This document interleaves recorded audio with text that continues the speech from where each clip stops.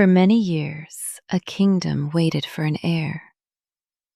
When the king and queen finally had a son, Prigio, bells rang from morning until night, the palace filled with music, and preparations for the christening were made, as though for a grand festival. The queen was educated and practical. She considered the old tales of fairies inventions from the past, and so she invited none of them. But deep in the night, when the guests had gone and the candles had burned out, mysterious figures appeared soundlessly beside the cradle. Each one left the baby an unusual gift. The last fairy placed nothing there. She merely touched his forehead and said, "May he understand and remember more than others.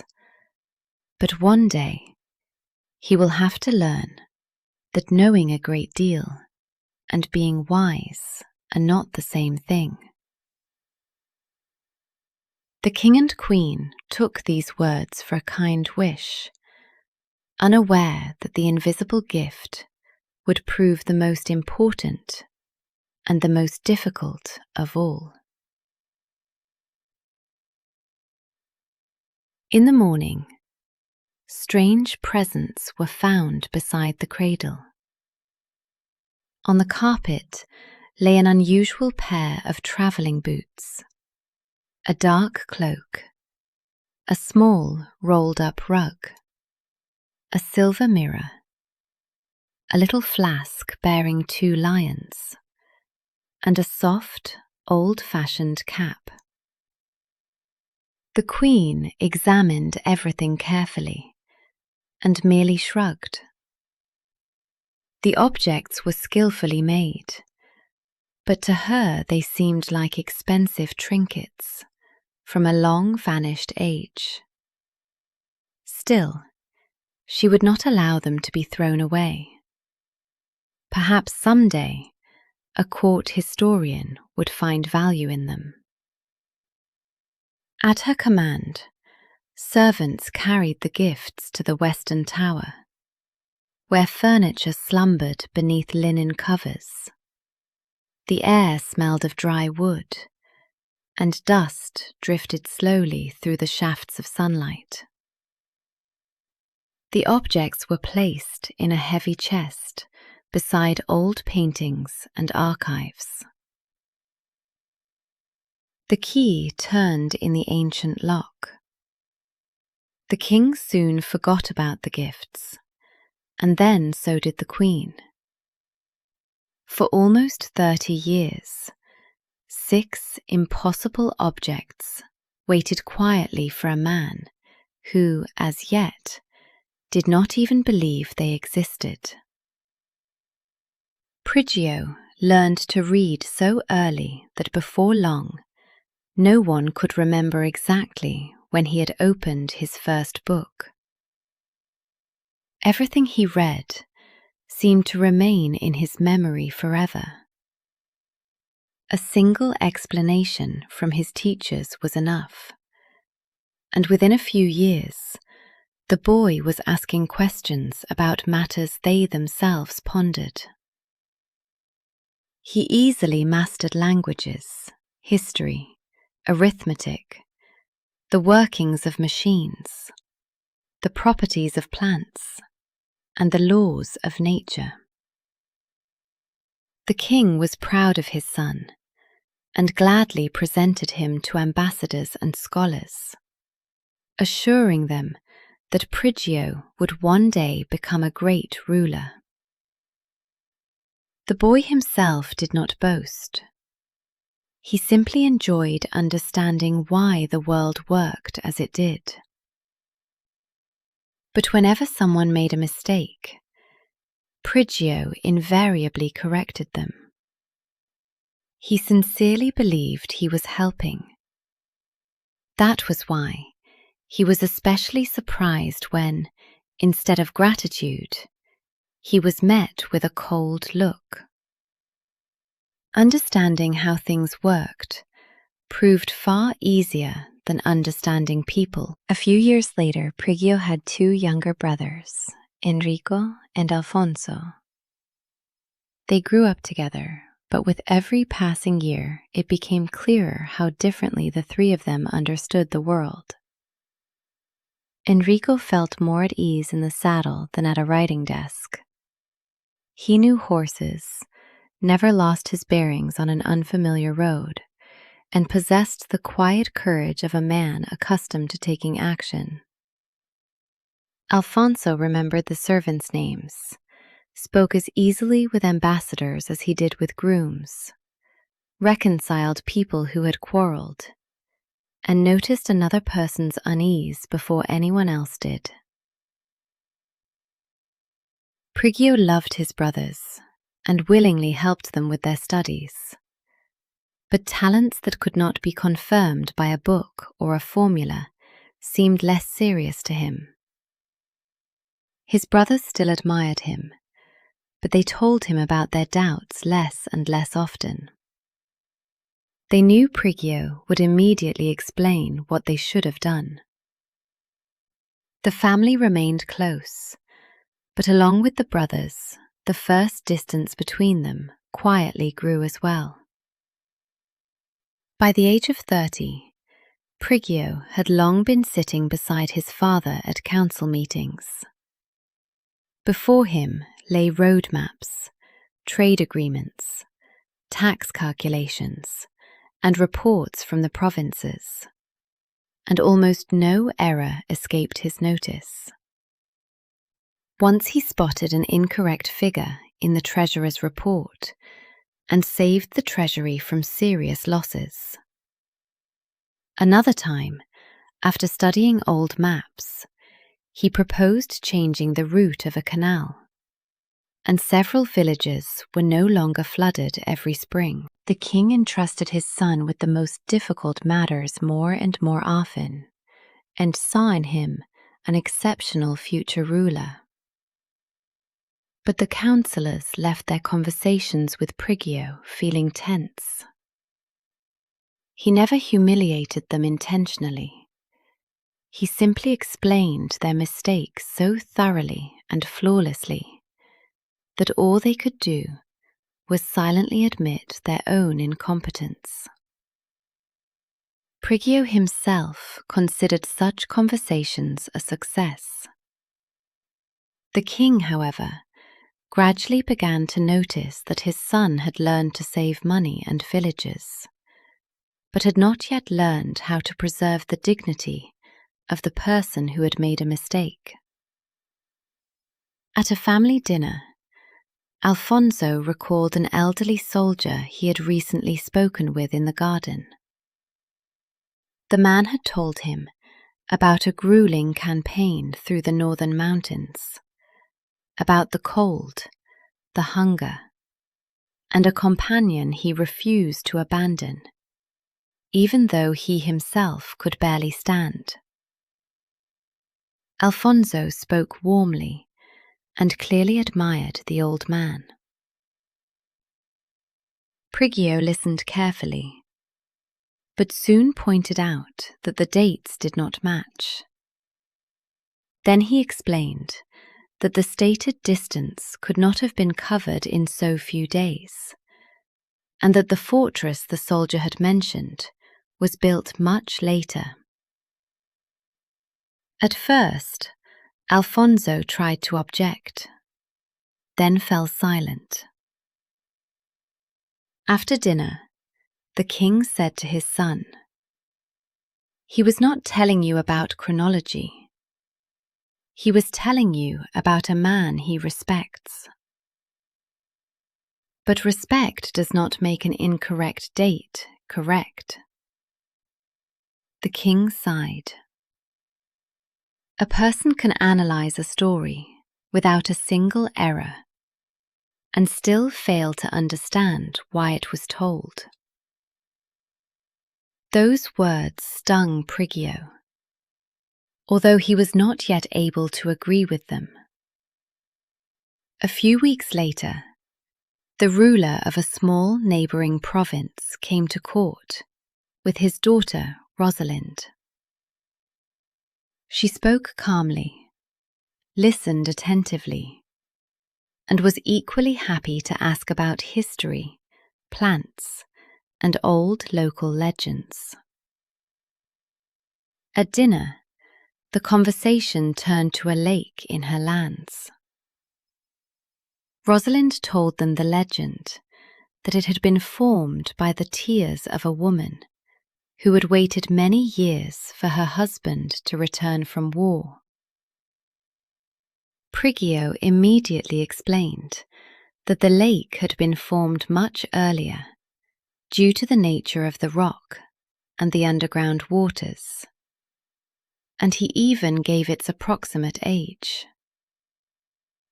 Rosalind nodded. "You are probably right. The old woman who told me that story knew nothing about geology. But she knew why every spring women who have lost their husbands come to the lake." Prigio expected an argument, but none followed. His explanation had not been rejected. It simply turned out not to be the only one. And for the first time in a long while, Prigio wanted not to correct the person speaking to him, but to hear what she would say next. After that meeting, Prigio found himself beside Rosalind more and more often. In the library, in the garden, and on walks. At first, almost without realizing it, he tested her by asking about books, history, and the old customs of neighboring lands. Rosalind answered easily when she knew the answer, and just as calmly said, "I don't know." This surprised Prigio. He was accustomed to considering ignorance a failing, while she was not ashamed of it at all. Sometimes Rosalind listened to a long and flawless explanation, and then asked, "And whom did you feel sorry for? Why did he act that way if it was not to his advantage? What would you yourself have felt?" Answers like these could not be found in books. At first, her questions irritated Prigio, but later he caught himself continuing to think about them when he was alone. For the first time, he had met someone who could not be defeated in an argument. Rosalind did not argue at all. And before long, Prigio began seeking her company simply because he never knew in advance where their next conversation would lead. One rainy evening, Prigio and Rosalind sat in the conservatory. Raindrops beat steadily against the glass roof. The scent of damp earth filled the air, and lanterns glowed softly between tubs of lemon trees. They already spoke without ceremony, moving easily from books to people, when Rosalind suddenly asked, "Have you ever been wrong about someone?" Prigio thought for a moment, and recalled times when he had misjudged someone's age, origins, or position. "That isn't what I mean," she said gently. "Have you ever been wrong about the person himself?" No answer came to him at once. Rosalind told him that when she was younger, she had considered her father weak because he often yielded to his neighbors. Only later did she understand that some concessions purchased peace and safety for his people. Prigio offered no objection. But that night, he remembered the conversation again, and for the first time, thought of his father and brothers with unease. Perhaps he knew a great deal about them, yet understood far from everything. After his conversation with Rosalind, matters of state occupied Prigio once more. One alarming report after another arrived from the north. At night, the mountain peaks glowed red. Snow in some places melted in the middle of winter, and streams that had once been icy turned warm. Shepherds were driving their flocks down into the lowlands. People spoke of a deep rumbling and an enormous shadow flickering amid the fiery glow. The old people remembered an ancient name, the fire dragon. At the council meeting, Prigio carefully compared maps, temperature readings, and eyewitness accounts. He did not laugh at the villagers' fear. Perhaps an unknown volcanic vent has awakened. Heat, smoke, and fright may have given rise to the rest. He proposed evacuating people from the endangered villages, sending observers and surveyors, and examining the water and rock. The king agreed. But the northerners continued to insist that they had seen more than fire. Their certainty did not weaken even after the evacuation began. That meant someone would have to go into the mountains and see everything with his own eyes. After the council meeting, it became clear that observations from the capital alone were not enough. The distant settlements had to be inspected, and the source of the unnatural heat found. Enrico volunteered to lead a small detachment. He knew the mountain roads, was an excellent horseman, and could make decisions in places where there were no councillors or map-makers nearby. Prigio tried to dissuade him, not out of fear, but out of calculation. Let us wait for the surveyors, establish the route more precisely, and take more provisions. Enrico shook his head. People are already abandoning their homes. It isn't enough for them to hear about volcanic gases. Someone has to go there and show them we have not deserted them. Before leaving, he asked his brother to at least allow for the possibility that the shepherds had seen exactly what they claimed. Anything can be allowed as a possibility, Prigio replied. But decisions require evidence. A few days later, the reports stopped. Later, they found an abandoned camp, belongings left behind, and stones scorched by a heat impossible in winter mountains. Enrico and his companions were gone. For several days, the palace waited for news of Enrico. At last, Alfonso announced that he would go north himself. Prigio tried to stop him. A second detachment may only increase the number of missing men. First, we have to understand what happened to the first. We don't know what chance we have of finding Enrico, Alfonso replied. But a small chance does not make him someone we can abandon. A few days later, Alfonso disappeared as well. The search party returned with nothing but a charred piece of the royal banner and stories of unbearable heat near the mountains. For the first time, the king lost his customary composure. "Ah, you said the fire dragon did not exist."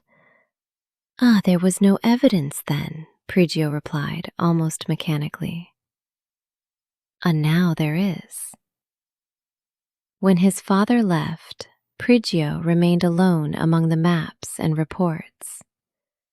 All his former explanations still seemed reasonable, but not one of them could tell him where his brothers were now.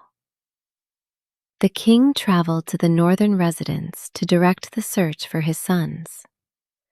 Rosalind and her father returned to their own lands, and most of the court moved closer to the border. Prigio remained in the capital.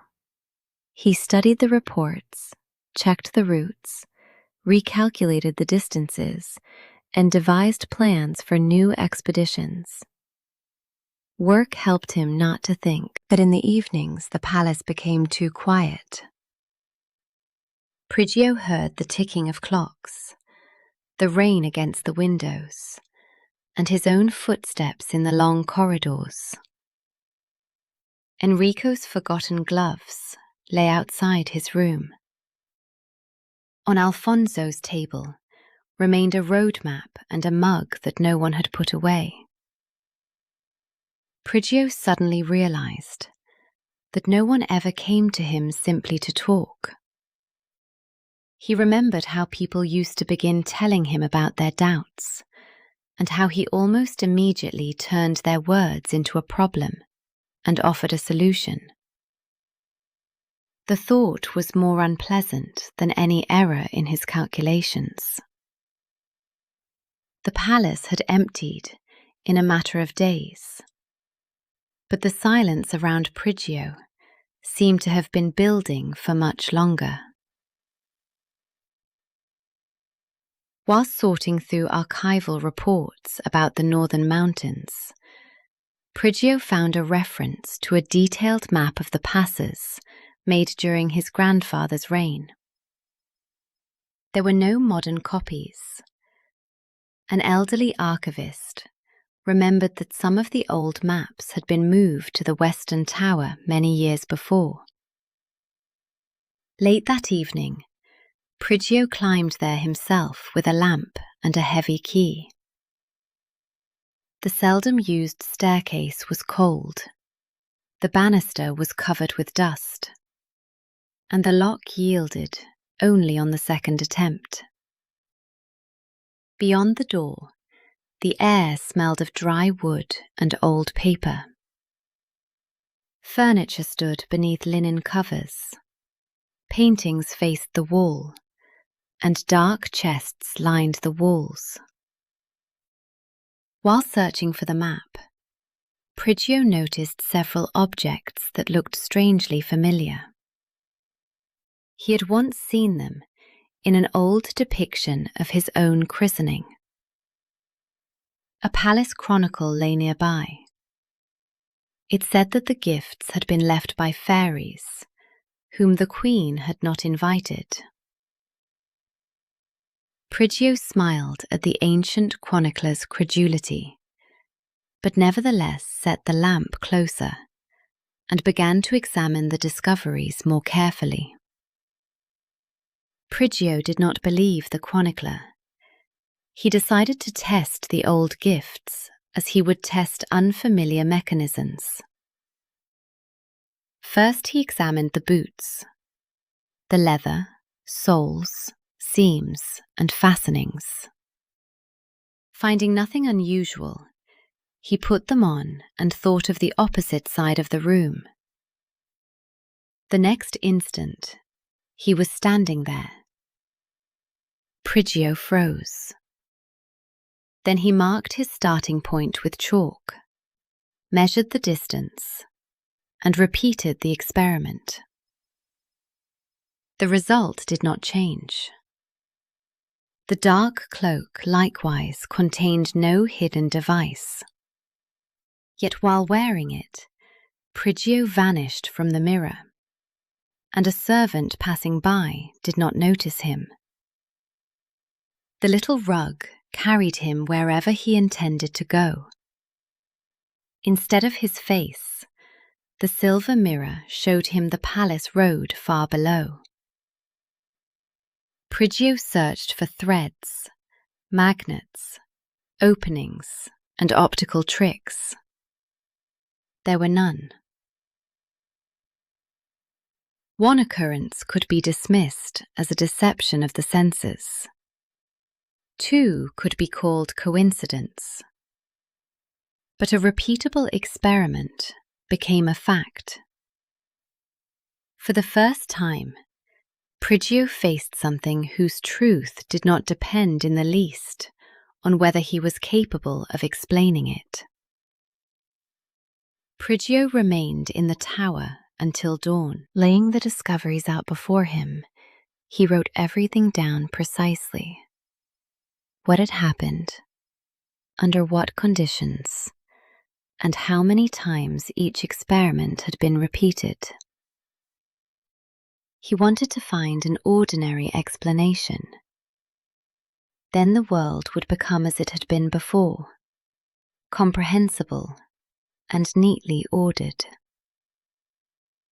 But Prigio did not know how to force observations to fit a desired conclusion. If the cause was unknown, he decided, it meant only one thing. The cause was unknown. Nothing more. He opened the chronicle again. The old legends did not automatically become true for him. Each one still required verification. But beside the description of the fire dragon, he noticed mention of the remora, a creature so cold that water froze near it, and the wind fell silent. Previously, Prigio would have considered this a beautiful description of a glacier. Now he marked the passage and compared it with the map of the mountains. At the door, in the grey light of dawn, he said quietly, "So I did not know." He felt uneasy, and at the same time, for the first time in many years, genuinely interested. Prigio decided not to wait for a new expedition and set out for the north himself. He took the boots, the dark cloak, the little rug, the silver mirror, and the flask bearing 2 lions. The cap remained in the tower. At first he thought that such gifts would make the journey easy, but the boots would carry him only to a place whose way he could identify precisely. The mirror showed distant mountains and roads without explaining what he saw. The cloak concealed him from sight, but not from cold and exhaustion. The rug lifted him above ravines, but Prigio had to choose the direction. He did not open the flask yet, and so maps, a compass, and notes lay beside the wondrous objects. When he met local people, Prigio no longer separated facts from superstition, but wrote down everything he heard.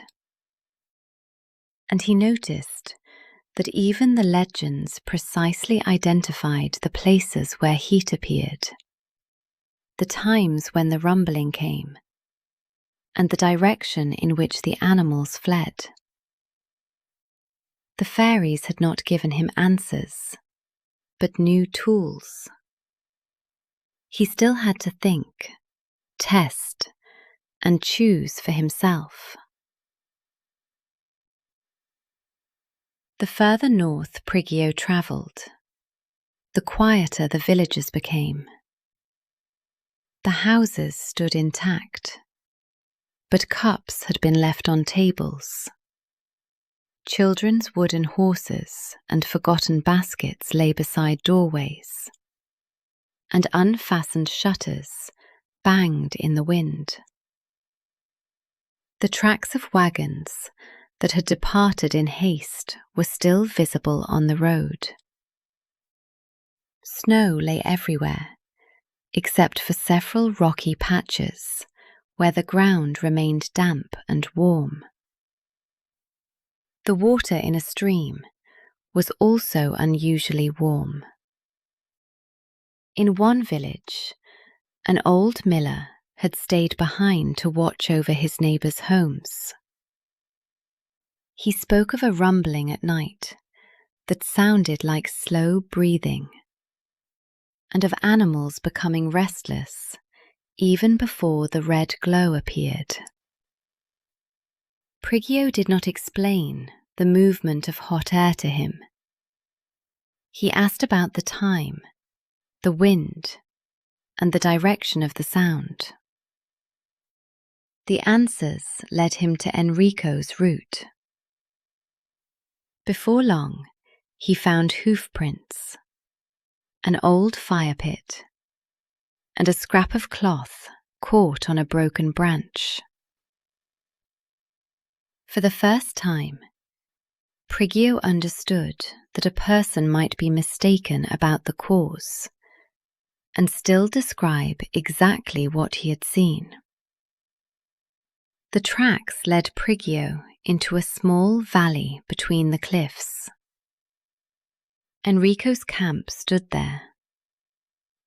Several shelters were still intact. A mug lay beside the dead fire, and some of the provisions remained untouched. One saddle strap was charred on only one side, and a thin, glassy crust gleamed on the stones. Prigio carefully examined everything around him. There were no signs of an ordinary attack. Among the belongings, he found his brother's notebook. Instead of theories about the mountains, it contained the names of families, the number of available horses, stores of flour, and the condition of bridges. The miller's family has 2 children. They need a second horse. Prigio held the notebook in his hands for a long time. Enrico had not devised theories, but he had noticed everything on which other people's lives truly depended. Once, Prigio had called such intelligence simple. He took out the silver mirror. For an instant, 2 motionless human figures appeared among dark cliffs and a reddish glow. Prigio did not know whether they were his brothers, but now he had hope. The trail led directly toward the fiery mountain. At night, Prigio climbed to the rim of the volcanic crater and hid among the rocks beneath the dark cloak. The air quivered with heat. The stone beneath his hand was warm, and a red glow rose from below. From the depths came a low, almost rhythmic sound from time to time. Then Prigio saw the dragon. It seemed to be part of the mountain itself. Its body was covered in dark plates of stone, and a reddish glow smouldered between them. With each breath it took, the air above it began to tremble more violently. Prigio felt truly afraid. But after mastering his initial shock, he began to observe. He noted the rhythm of its breathing, the intervals between movements, and the direction of the currents of heat. The silver mirror showed him a section of rock on the other side of the crater. There, within smooth grey shells, Enrico and Alfonso lay motionless. Prigio recognized them at once. They did not appear dead, but reaching them was impossible. The dragon's heat scorched the space between the rocks. The question was no longer whether the monster existed. He had to understand how to remove a power that could not be defeated directly. Prigio opened the ancient map and the chronicle again. Beside the tail of the fire dragon, there was mention of the remora, a creature near which water instantly froze, breath turned to frost, and the wind seemed to lose its strength. Prigio was no longer quick to call it a fabrication. He compared the chronicle with the map and noticed an almost uninhabited valley beyond the ridge. Shepherds had also said that the snow there never melted, even in summer. Once he would have explained it all as a glacier. Now he decided to investigate. The boots and the rug helped him cross the difficult pass. With every step, the cold grew stranger. His eyelashes became coated with frost. Metal burned his fingers, and his breath hung in a dense white cloud. Even the air seemed to have stopped moving. In the middle of the snowy plain, something enormous slowly rose.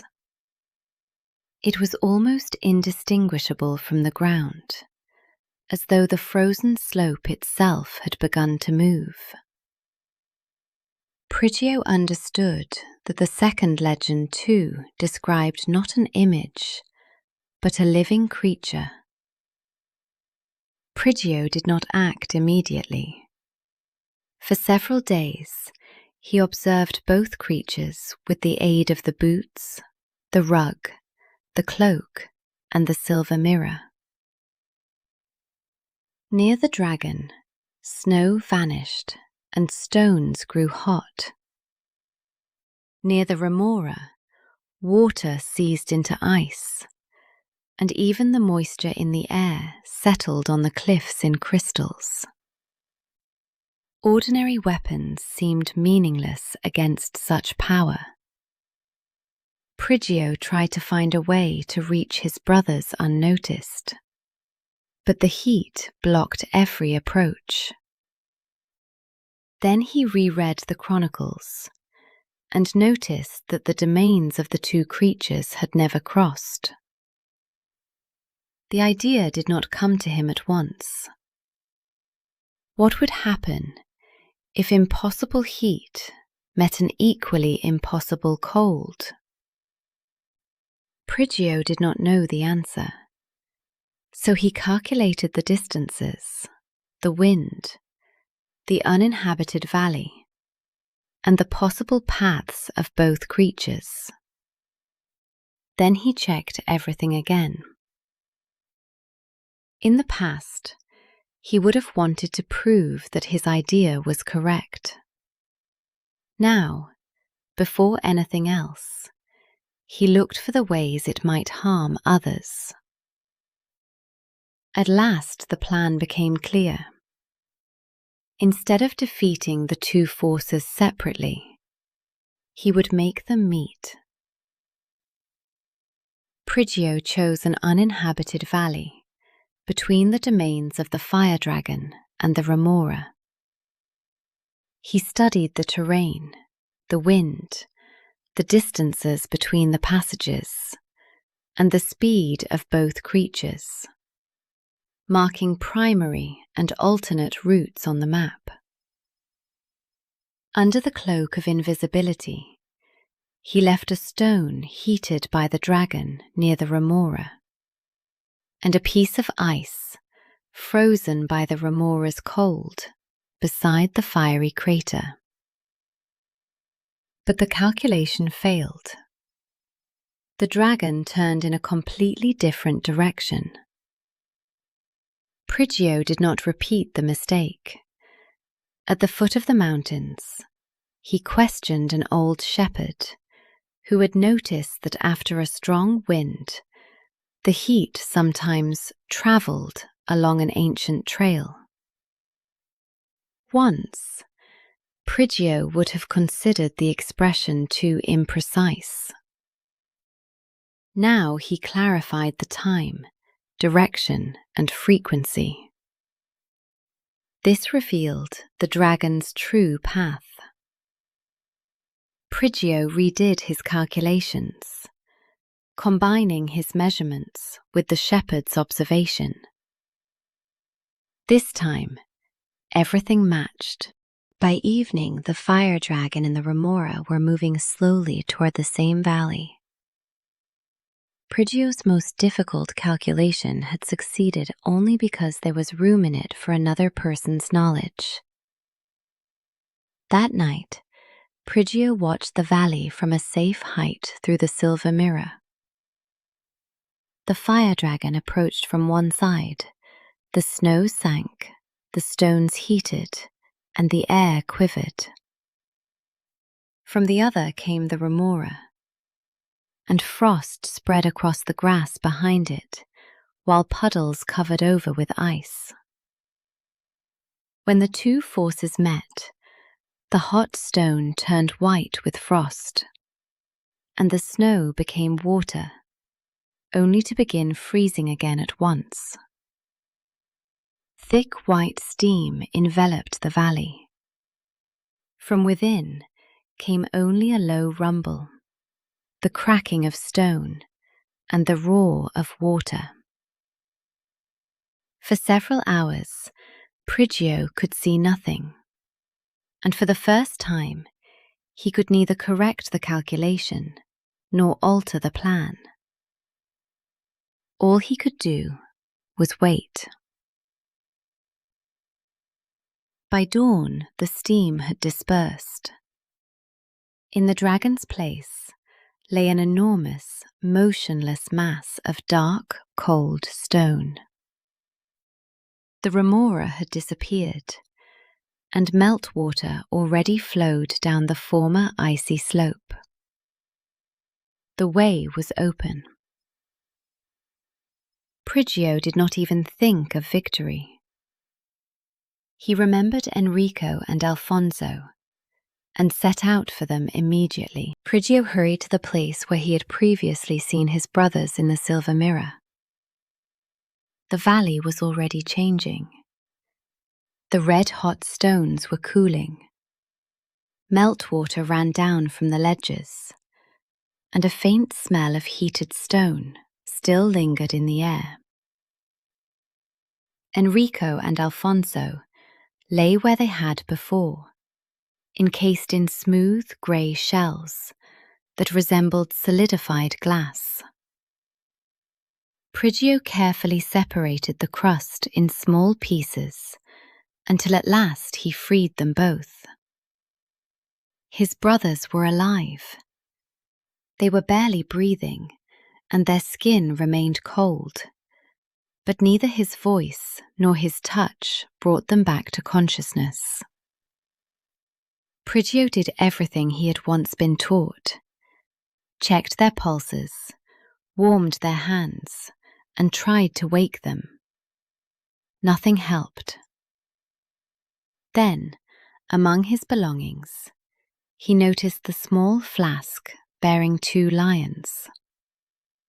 The chronicle called the water inside it that which restores what has been lost. Prigio took the flask in his hands, but did not open it.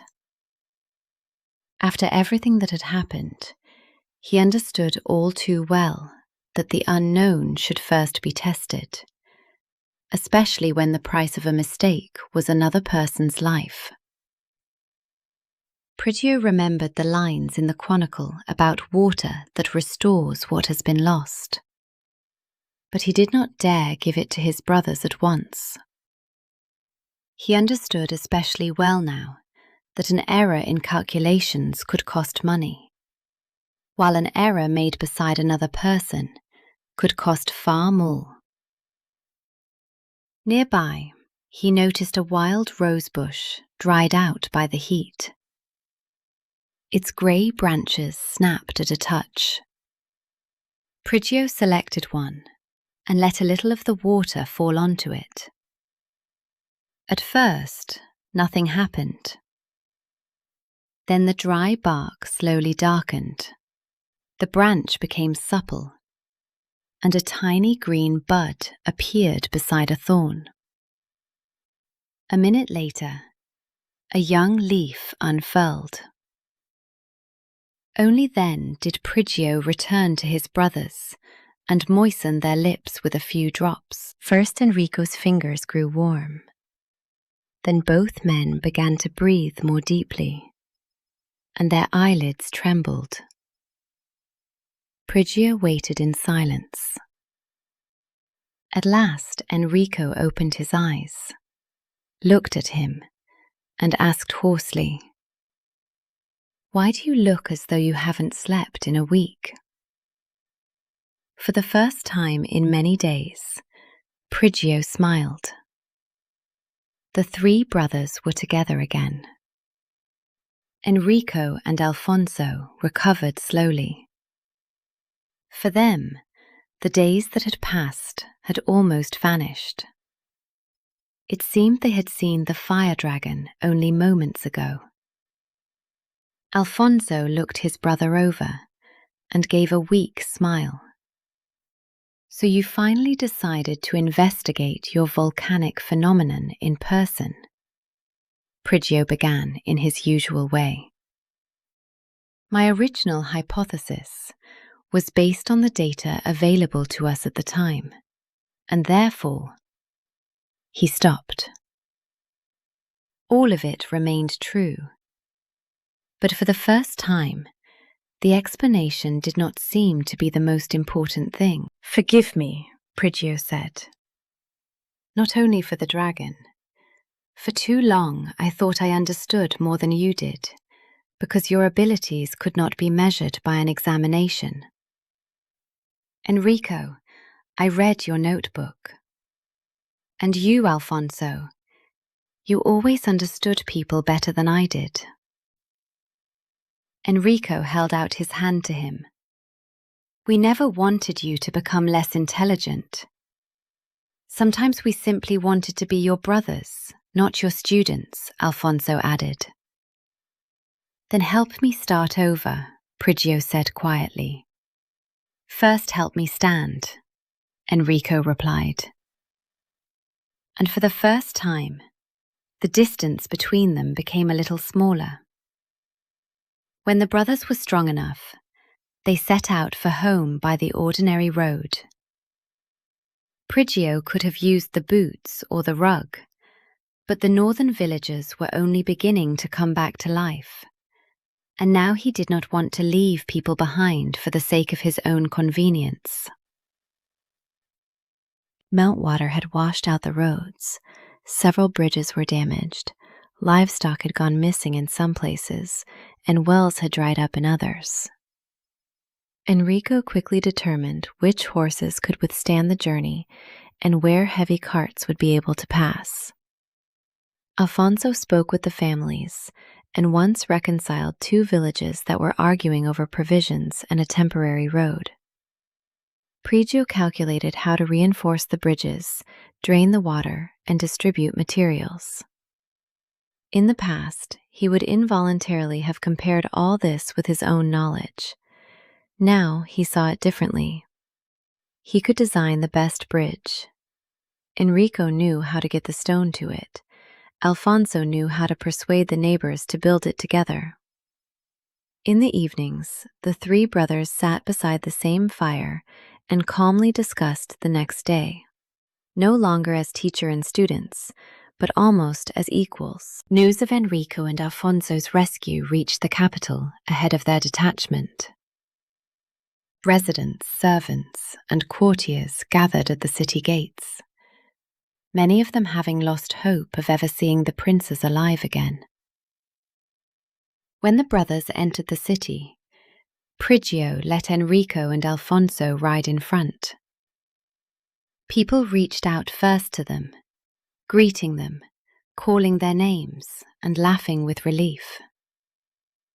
Prigio knew that he was the one who had found the dragon, discovered the remora, and devised the rescue plan. In the past, he would surely have noted to himself how inaccurately gratitude was being assigned. Now, however, he unexpectedly understood that the happiness of others took nothing away from him. The king met his sons in the courtyard.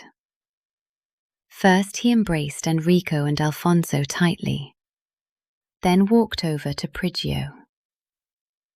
For several moments, they both remained silent, remembering their last conversation. "They are home," Prigio finally said. The king looked at him more intently than usual and merely nodded. That evening, the family sat at the same table once more. A few days later, Rosalind arrived at the palace. They greeted each other warmly, but with a little awkwardness, as though during their time apart, they had both been forced to grow accustomed to closeness all over again. She asked Prigio to tell her about his journey. He began with the old miller, who had remembered the rumbling in the mountains so precisely. Then he told her about Enrico's notebook, how Alfonso had reconciled villagers on the road home, and the shepherd whose observation had forced him to change his calculation entirely. Rosalind listened, her smile gradually growing. Prigio's story contained a surprising number of other people. "Did you really see the fire dragon?" "With my own eyes." Prigio paused. "And I still do not understand what it was. I do not know how such a creature could have existed, or what laws governed its life." He said this with perfect calm. "I think," Rosalind said, "that is the most astonishing thing I have ever heard you say." Prigio understood her and smiled. And for the first time, he felt no need to add anything. That evening, Prigio and Rosalind found themselves in the conservatory once again. Rain tapped softly against the glass roof. The air smelled of damp earth, and familiar lanterns burned between the lemon trees. "Do you remember asking whether I had ever been wrong about someone?" Prigio said. He admitted that in the past, he had treated almost every question she asked as a problem to solve. If she asked about feelings, he looked for a precise definition. If she asked about an illogical action, he looked for the mistake that ought to be explained. "I never wanted you to know less," Rosalind replied. "Only one thing troubled me. After you found the correct answer, you stopped listening." Prigio smiled. "I fear I will interrupt, correct people, and explain things at far too much length more than once in the future. Would you agree to remain beside a man who will need reminding?" Rosalind looked at him warmly. "Apparently that is why you need someone beside you who will say, 'Prigio, you have explained everything again.'" This time he simply laughed and added nothing. The king invited Prigio into the study where they had discussed affairs of state for many years. Maps, seals, and account books lay on the old desk. Everything was familiar, but this conversation would be different. "I have always been proud of you," the king said. "You saw mistakes more quickly than the counselors, saved the treasury, and found solutions that others overlooked. But I feared the day when I would have to give you the crown." Prigio remained silent. "Not because you are too intelligent." A ruler may find a flawless solution and still cause harm if he does not listen to the people who will have to live with that solution. Prigio listened to the end. You were right about the most important thing, Father. I knew a great deal and decided that it was enough. The king looked at him closely. Now you know even more. No. Now I understand better how much I still do not know. After a long pause, the king spoke of the throne for the first time not as an inheritance, but as a trust that Prigio had begun to earn. After the conversation with his father, the king did not hurry to hand the crown to Prigio. For a time, they ruled together, and their chief undertaking was the restoration of the northern lands. Prigio once again sat over maps, cost estimates, and plans for roads. He quickly determined which bridges should be repaired first, where materials should be sent, and where the course of the water should be changed. But now there was a new rule at the council. Before a decision could be made, they had to listen to at least one person who would be directly affected by it. Some councillors grumbled that this slowed the work, but the residents knew things that did not appear in reports. Where the road washed out in spring, which well was used by 3 villages, and why a bridge that looked convenient on a map was inconvenient for carts. Enrico took charge of roads and supplies, and Alfonso of negotiations between the provinces. Prigio still valued precision. He simply built his decisions now, not around the most intelligent person, but around those who saw different parts of the same problem. A few months later, Prigio and Rosalind were married in the palace garden. Lanterns glowed between the trees, soft music played, and seated at the long tables were the king, the brothers, Rosalind's father, courtiers, and several residents of the northern villages whom they had met on the journey home. During dinner, Alfonso began telling everyone that Prigio had forced the fire dragon to leave the mountain and go meet the remora with a single stern look. Everyone turned to Prigio. He had already opened his mouth, intending to explain how many calculations, errors, and observations made by others it had actually required. But he noticed Rosalind's smile and remained silent. Alfonso continued, growing bolder in his details with every minute. Later, Prigio finally leaned toward his brother. Only the part about my look was a slight exaggeration. Only slight, Alfonso agreed. Rosalind laughed, and Prigio laughed with her. What began that evening was not a fairy tale reward for a heroic deed, but their ordinary life together. A few days after the wedding, Prigio brought Rosalind to the western tower. The door was no longer locked. There was less dust, and the boots, cloak, mirror, and other gifts lay in the old chest once more.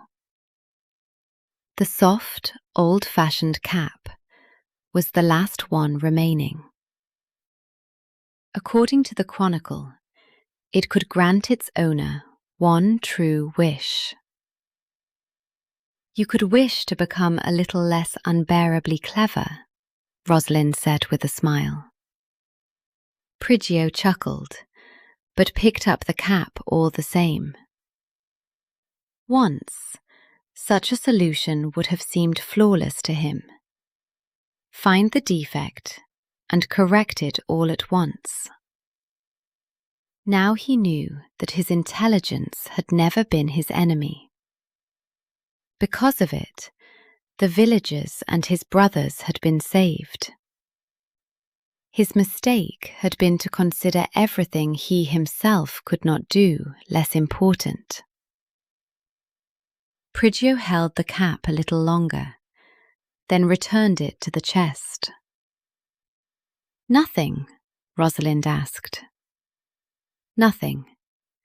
Some things, he understood, were better learned without magic. Years passed, and Prigio became king. He still read reports faster than his counselors, was the first to notice an incorrect figure, and saw in moments what others debated for hours. Sometimes his old habits returned. Prigio would begin explaining a person's mistake before hearing him to the end. Then one look from Rosalind was enough. "Prigio." He would stop, smile, and say, "Go on." Enrico was responsible for roads and supplies, Alfonso for negotiations between the provinces, and both remained beside him, not as assistants, but as independent men, whose opinions were trusted. The magical gifts were still kept in the Western Tower. Prigio studied them as he studied everything unknown, but the absence of an answer no longer troubled him. The most important discovery was not the dragon or the remora. Prigio understood that a person could know thousands of correct things and still fail to see what mattered most. Now the unknown did not make his world smaller, it made it larger, and left him reasons to look, ask, and listen.